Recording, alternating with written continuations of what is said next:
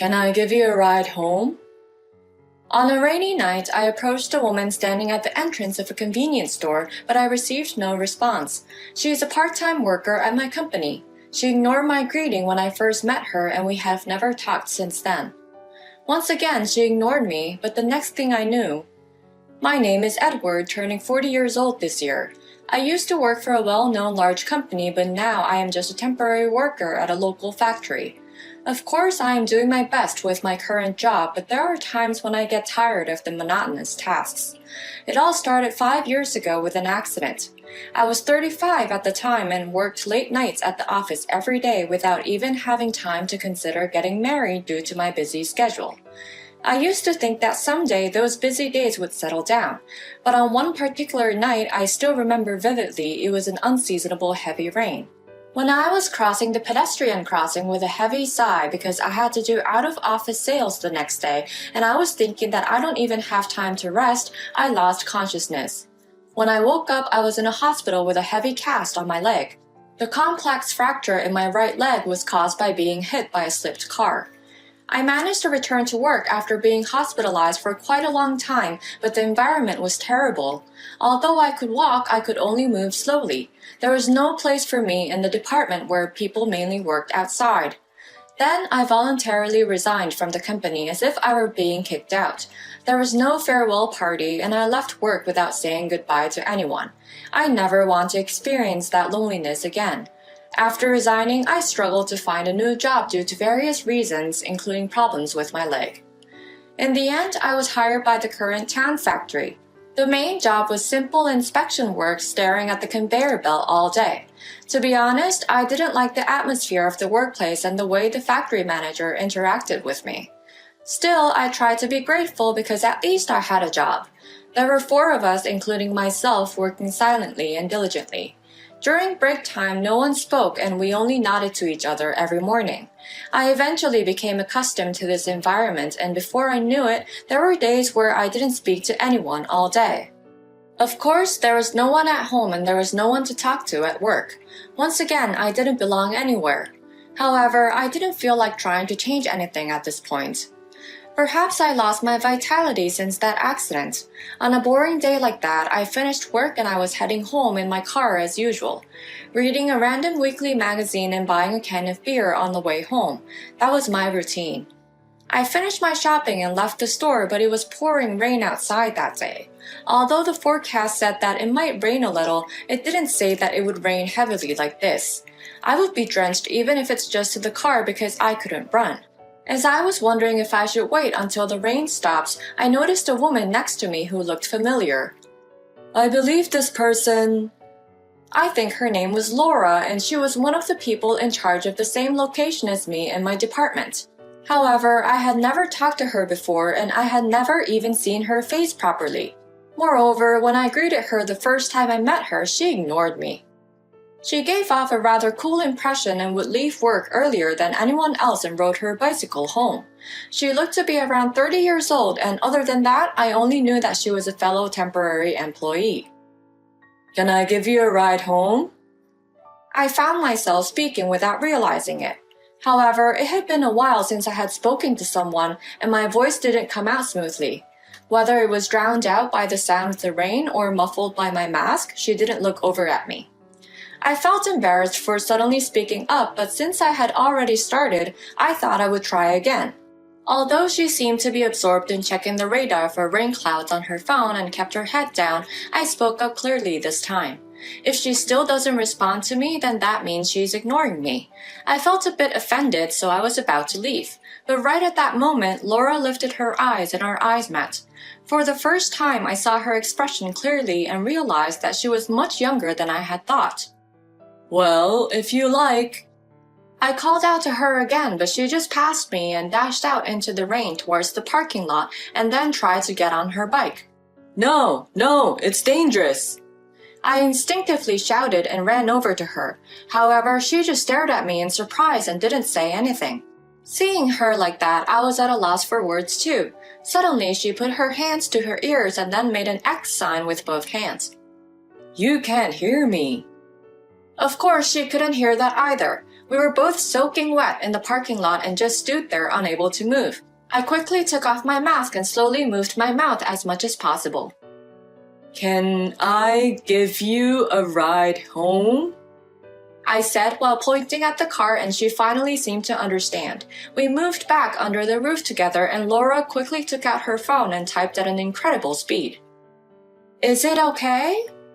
On the phone she held out to me, it was written so. I nodded emphatically and guided her to my car. We got in the car soaked to the bone. "Where is your home?" But of course there was no response. I took out my phone and slowly typed a message, and then she also typed a message. She lived close to my apartment. I started driving to her house. While the car was enveloped in silence, I was thinking about various things. Laura didn't ignore my greeting, she just didn't hear it. However, my factory manager had never said anything about it. I wondered if other employees knew about this. There were many things on my mind, but I couldn't type while driving, so I decided to drive carefully to drive her home safely for now. When I arrived at her apartment, the rain had stopped and Laura repeatedly thanked me. I took out my phone and started typing. "Can I drive you to work tomorrow morning too?" She was surprised and shook her head as if to say sorry. However, her bike is at the convenience store and it's quite far from here and we were going to the same place anyway. Besides, to be honest, I wanted to know more about her. In the end, we promised to meet and go together to work the next morning and parted ways that day. The next morning, when I pulled up my car in front of her apartment, Laura was already waiting. We exchanged a silent nod and headed towards her workplace. There were many things I wanted to ask her, but I couldn't type on my phone while driving. In the end, we arrived at our workplace in silence and got down to work as usual. As always, there was no conversation with anyone during work, and only the sound of machines echoed. Even during lunch breaks, Laura always disappeared somewhere. On that day, I offered to give her a ride to the convenience store where her bicycle was. I thought I wouldn't be able to ask her anything and we would go back to our normal life, and I was a little bit disappointed. However, no matter where we searched in the parking lot, we couldn't find her bicycle. It must have been stolen. Laura apologized. "It's okay. It's okay," I said, moving my mouth as wide as possible. With this, I began commuting with Laura for a while, but it was difficult to communicate with her while I was driving. Therefore, I decided to write down the questions I wanted to ask her on a piece of paper and pass it to her during the lunch breaks. The next morning, she dutifully wrote her answers on paper. Her name is Laura and she is 29 years old. She seems to have been working at the current workplace since she was 25 years old. It seemed that her hearing loss was acquired and started deteriorating after the age of 20. Now she can hardly hear anything. During lunch breaks, she usually spent time with a stray cat behind the factory. One day, I became curious and peeked behind the factory during lunch break. There, I saw her gently petting the cat with a serene expression that I had never seen before. When she noticed me, she seemed surprised for a moment, but quickly beckoned me over. We ate lunch together and conversed using our phones while petting the stray cats. She used to give off a cold and distant impression, but when she was petting the cat, her expression was very gentle and peaceful. Before long, it became my routine to drive her to and from work and also pet the cats with her during the lunch break. I secretly began practicing sign language. I still remember vividly her surprised expression when I said, "Good morning," to her with my awkward sign language. We began to talk about our past experiences such as my accident and struggles with finding a place to belong, and she empathized with me to the point where she started shedding tears. However, the reason why she started working at this factory was even more intense than my own. She has been physically weak since she was young and often had to be hospitalized. Despite her health issues, she worked hard in her studies to fit in at school, which eventually led her to become a scholarship student in college. However, her family abandoned her, forcing her out of their home when she turned 18, as they did not approve of her constant hospitalizations and saw her as an adult. The stress of the situation caused her to become ill more frequently. She gradually lost her motivation and sense of belonging, both at school and at home. Despite this, she still managed to graduate from college and began working at a regular company. However, she found herself isolated and distanced from her colleagues, which eventually led her to run away and end up at this local factory. She used to enjoy communicating with others, but now she works here quietly without speaking to anyone. Affected by such days, she gradually decided to distance herself from people, and now her ability to speak has declined. She also dislikes her own voice and has become averse to speaking. That time you spoke to me at the convenience store was the first time I had communicated in months. She writes beautiful letters and hands them to me. As we get to know each other, I have found my place with her in our time together. Eventually, even at work, we started communicating through sign language and written notes. Of course, I was diligent with my work, and it should be a good thing for the workplace to become a little brighter. However, there were people who didn't like the close relationship between me and Laura. One day during lunch break, it had been a year since I started talking with Laura using sign language. As I was receiving my usual sign language lesson from Laura, the factory manager, who rarely interacted with us, approached me.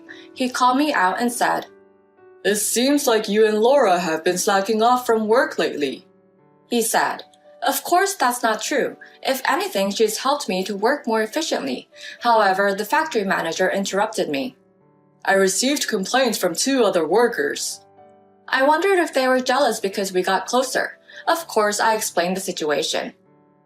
"I accepted both of you despite the fact that you have a bad leg and she can't hear, you know." My manager wouldn't listen. "Decide whether both of you will quit or one of you will resign. It seems like you two, being 2 imperfect beings, have a good relationship. Please convey this message to her." My manager left the room with a smile. When I went back to the lounge, Laura was waiting with a worried look. I wasn't sure if I should tell her the truth, and I told her that I was fired in the end. Then she stood up and suddenly started preparing to leave. In fact, she took off her work clothes and threw them in her locker. I quickly said, "I am the only one who's leaving, okay?" I typed. I wondered if she heard the conversation between the factory manager and me. She finished preparing to leave, completely ready to quit the job, and suddenly approached me and whispered. She said the words slowly and one sound at a time. "Because I belong to you." It was the first time that I heard her voice. It was a soft and muffled voice, but it resonated in my heart. I quickly finished preparing to leave, and we both left the factory, leaving our work clothes behind. As we energetically got into the car, ready to embark on our journey, Laura suddenly grabbed my arm. "Forgot something," she said, and got out of the car. As I was wondering what was going on, she quickly returned with a stray cat from behind the factory, cradling in her arms. "I belong to her too," she said slowly and gently stroked the cat.